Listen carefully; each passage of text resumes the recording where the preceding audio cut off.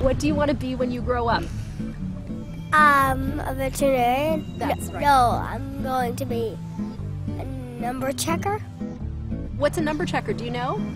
Yeah, it's where you get to draw numbers' blood and make them feel better.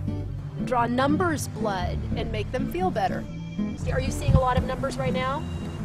Yeah. Where are they and what are they doing? 2 tens. The real 10 and the imaginary 10. Sometimes I wonder, is she seeing stuff and that it really is there, it's just we're not seeing it? Is that what's happening, Jenny? Yeah. I don't know. My 2 hopes for Jenny are very simple. I want her to be alive, and I want her to be able to find moments of happiness in the day. Even if every day isn't always happy, that she can find some happiness. That's it. That's all I want from her. So if Daddy ever comes... No, Daddy's going to take a break right now, so I'm staff, okay? What do you know of schizophrenia? It makes you have imaginary friends. It makes you have imaginary friends. Are you schizophrenic? Do you know? I think I am schizophrenic. As a baby, she never slept, and that's, as I always say, it's not hyperbole. She literally would not sleep. She would do 20, 30-minute power naps 24 hours a day. So as a newborn, she was getting 2-3 hours of sleep a day. Otherwise, she'd just scream. Until we one day figured out that when we stepped outside, she stopped screaming. We went back in, she started screaming again. By 3 months, we were taking her out all day, every day. And we did this for 2 years straight. One place wasn't enough. It's like her mind was a sponge. We'd go somewhere, she'd absorb it, she'd grow bored with it, and then we'd have to move on to the next place. So we might go to the zoo, a play area, and Barnes & Noble play area all in the same day. At 2, she started to talk about what we thought were imaginary friends. Why? The first one to appear was 400 the cat, and she would just play with 400. We didn't think too much of it.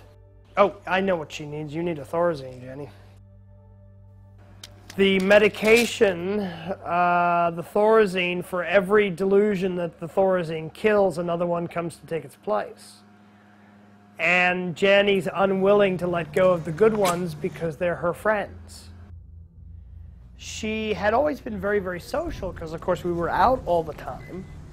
But then, right around her 3rd birthday, she started to become antisocial. She would scream at people if they called her January. She would tell her friends that she didn't want to play with them anymore. At one point, she had probably as many as 20 or 30 friends, and they just, slowly all dropped away. And the number of imaginary friends kept growing and growing and growing. And then, at 5, the violence began.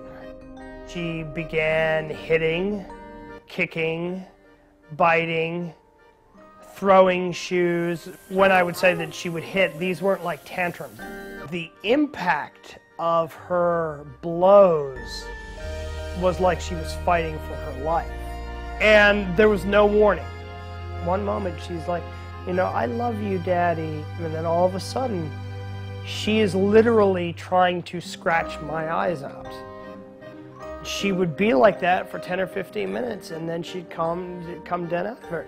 Slowly became obvious, but not till she went into UCLA, that she was disassociating from those violent moments. This is Miss 60.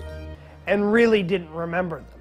She knew that she'd done something wrong, but she didn't know what. She was 5 years old, and he was born. And she was running around the hospital going nuts before any medication. I grabbed her. I just grabbed her and put her on my lap.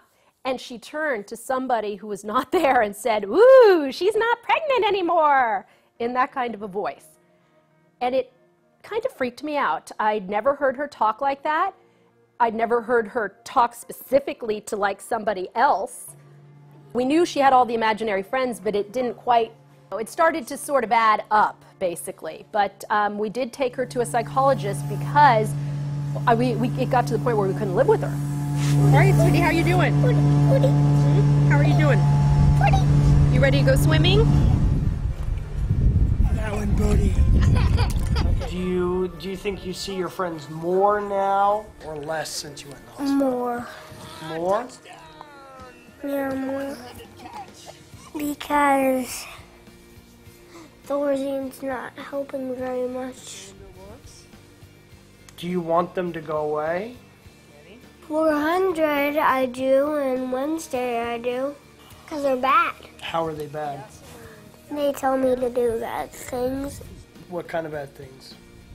Like hitting and screaming and kicking. What does it feel like when Wednesday tells you to hit or kick? Wednesday bites me until I do it. Okay, what does 400 do?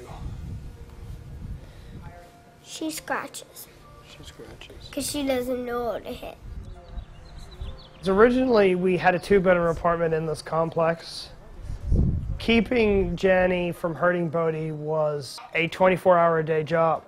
So we traded in our 2-bedroom for 2 1-bedroom apartments. Jenny's apartment is in this building, and then right across the parking lot, about 100 feet away on the 3rd floor, is Bodhi's apartment. I mean, financially it's been harder because the 2 put together are still $500 more than what I was paying for the 2-bedroom. When Susan and I were living in the same apartment, it felt more like we were in this together. You know, since we've you know, been in the separate apartments, you know, I feel like we are not as close anymore, and that leads us. It leads us to attacking each other more, blaming each other more. It's because we have no one else to blame. You know, both of us are under such immense stress at all times. You know, I wish she could have had more of a childhood than she has had, but you know, her illness took that from her. You have to think about it like you have this sweet, blonde, normal-looking 6-year-old girl, but there are all these characters that are out to get her. And as long as she is occupied, they stay at bay. This is never going to be over. I mean, this is a lifetime illness for her.